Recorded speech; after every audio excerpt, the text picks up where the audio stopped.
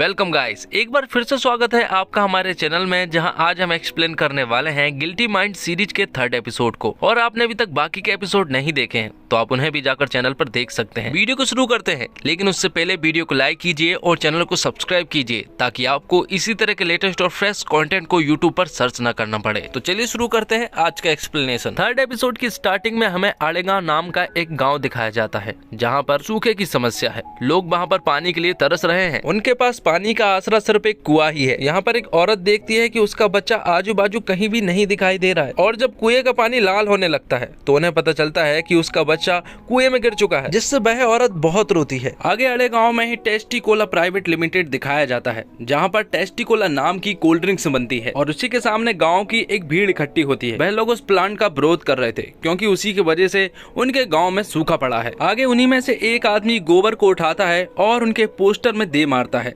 जिससे कि पुलिस को गुस्सा आ जाता है और वह उनके ऊपर लाठीचार्ज कर देते हैं। और इस लाठीचार्ज के दौरान ही एक बंदूक चलती है और हमें पता चलता है कि उन गांव वालों में से एक आदमी की जान चली गई है। आगे हम माधव नाम के आदमी को देखते हैं जो कि अड़े गांव से ही था। वह यहाँ पर कसब के पास आता है और उन्हें इस केस के बारे में बताता है, क्योंकि कसब इस केस को लड़ने वाली थी। वह कसब को बताता है कि टेस्टी कोला प्लांट के कारण उनके गाँव में सूखा पड़ गया है और कई सारे लोगों की जाने भी जा रही है। अब अगले सीन में हम देखते हैं दीपक को, जो की कोर्ट जा रहा था। तभी वहाँ पर उसका एक दोस्त आता है और वह उसे टेस्टी कोला कंपनी के बारे में बताता है। वह उससे कहता है कि ये कंपनी उसके फादर के रिलेटिव वाले की है और वह चाहते हैं कि ये केस दीपक लड़े। और जब दीपक को पता चलता है कि ये केस जालन डिस्ट्रिक्ट में लड़ा जाना है तो वह साफ इनकार कर देता है, क्योंकि वह बहुत दूर था। लेकिन शुभांगी के कहने पर वह अभिजीत की बात को मान जाता है और जालन डिस्ट्रिक्ट जाने के लिए तैयार हो जाता है। अगले सीन में हम दीपक को देखते हैं जो कि अपने ऑफिस में बैठा हुआ था। वहाँ पर उसके पास एक औरत आती है और वह उस औरत से काजी मोहम्मद नाम के एक सुप्रीम कोर्ट के जज के बारे में कुछ बातें बताता है। वह उससे कहता है कि एक दिन जब उन्हें कोई फैसला सुनाना था तो उन्होंने अपने रिलेटिव को बचाने के लिए जांच को मंजूरी नहीं दी थी, और इसी जांच के दौरान उन्हें पता चला था कि काजी मोहम्मद की एक रिकॉर्डिंग भी है और इस रिकॉर्डिंग की सीडी उन्हें चाहिए। इसलिए वह उस औरत से उस सीडी का पता लगाने को कहता है। और काजी मोहम्मद आदमी कोई और नहीं बल्कि कसब के पापा हैं, जो कि सुप्रीम कोर्ट में जज हैं। अब आगे हम सुब्रत को देखते हैं जो कि ऑफिस में आ रहा था। तभी वह उस औरत को जाते हुए देखता है और वह समझ जाता है कि ये औरत दीपक से मिलने के लिए आई थी। और यहाँ पर मैं आपको बता दूं कि सुब्रत जो है वह दीपक का बहुत ही पक्का दुश्मन है। अब आगे हम देखते हैं कि वंदना और कसब अड़े गांव पहुंच जाते हैं, जहां पर माधव उन्हें पिकअप करता है। वहीं दूसरी तरफ हमें दीपक को दिखाया जाता है जहां पर उसके सारे क्रू मेंबर के साथ वह अड़े गांव आ रहा था। उस कार में नवीन नाम का एक आदमी भी बैठा हुआ था और यही टेस्टी कोला का मालिक है। अब माधव कसब और वंदना को लेकर गाँव में निकल जाता है और उन्हें बताता है कि गाँव में पानी की कितनी समस्या हो रही है, क्योंकि यहाँ पर नल तो बहुत दिनों से नहीं चले हैं। लोगों को एक मटका पानी लाने के लिए 4-5 किलोमीटर पैदल जाना पड़ता है। यहाँ पर तो एक आदमी ने 3 शादियां करके रखी है ताकि उनकी एक ही बीबी पानी ला ला के परेशान ना हो। अब अगले दिन कोर्ट का सीन दिखाया जाता है जहाँ पर दीपक टेस्टी कोला का केस लड़ रहा था। यहाँ पर वह जज को बताता है कि समर का टाइम है और डिमांड काफी बढ़ गई है और हमारी कंपनी तो बंद पड़ी है, जिससे हमें 22 लाख रुपए का नुकसान डेली हो रहा है। तो यहाँ पर कसब कहती है कि इस प्रॉफिट के चक्कर में आप ये भूल गए हैं कि गाँव के कई सारे लोगों की सूखे के कारण जान चली गई है। आपको प्रॉफिट जरूरी लग रहा है लेकिन यहाँ पर जान जरूरी है। कसब जज को बताती है कि टेस्टी कोला कंपनी में 6 लाख कोल्ड ड्रिंक्स की बोतलें रोज बनती है, जिसमें 22 लाख लीटर पानी रोजाना खर्च होता है, और वो भी ऐसे इलाके में जहाँ पर पानी की किल्लत है, जहाँ पर लोग एक एक बूंद के लिए तड़प रहे हैं। तो दीपक जज साहब से कहता है कि वह लोग कितना भी पानी यूज कर ले, क्योंकि वह तो लिमिट में ही पानी यूज कर रहे हैं, उन्हें सरकार ने ही ये परमिशन दी है। अब उसी रात हम माधव, कसब और वंदना को देख पाते हैं जो कि आपस में कुछ बातें कर रहे थे। यहाँ पर माधव उन्हें बताता है कि उसके फादर खेती किया करते थे, लेकिन एक दिन टेस्टी कोला कंपनी वाले यहाँ पर आए और उन्होंने उनकी जमीन ले ली। बदले में उन लोगों ने 2 लाख रुपए उन्हें दिए। अब उसके फादर को ये समझ नहीं आ रहा था कि वह 2 लाख रुपए का करे भी तो क्या करे, जिसके बदले में कुछ दिनों तो उन्होंने मजदूरी की, जिसके बाद उन्होंने दारू पीना शुरू कर दिया, जिसके बाद तो वह कर्जे में ही जाते गए और एक दिन कुएं में डूबकर उन्होंने खुद की जान ले ली। अब यहाँ पर वंदना टेस्टी कोला कंपनी के कुछ इन्फॉर्मेशन देख रही थी। वह माधव से पूछती है कि टेस्टी कोला कंपनी में आखिर कितने बोरवेल्स है। तो यहाँ पर माधव उसे बताता है कि टेस्टी कोला कंपनी में 6 बोरवेल है, जिस पर वंदना उससे कहती है कि 6 बोरवेल से 22 लाख लीटर पानी खींचना तो नामुमकिन है। इसलिए अगले दिन कोर्ट में कसब यही मुद्दा उठाती है और जज साहब से कहती है कि टेस्टी कोला कंपनी में 6 बोरवेल्स है और उनसे 22 लाख लीटर पानी खींचना नामुमकिन है। इसलिए वह चाहती है कि वह लोग वहाँ की जांच करें, जिसमें वह भी शामिल होगी।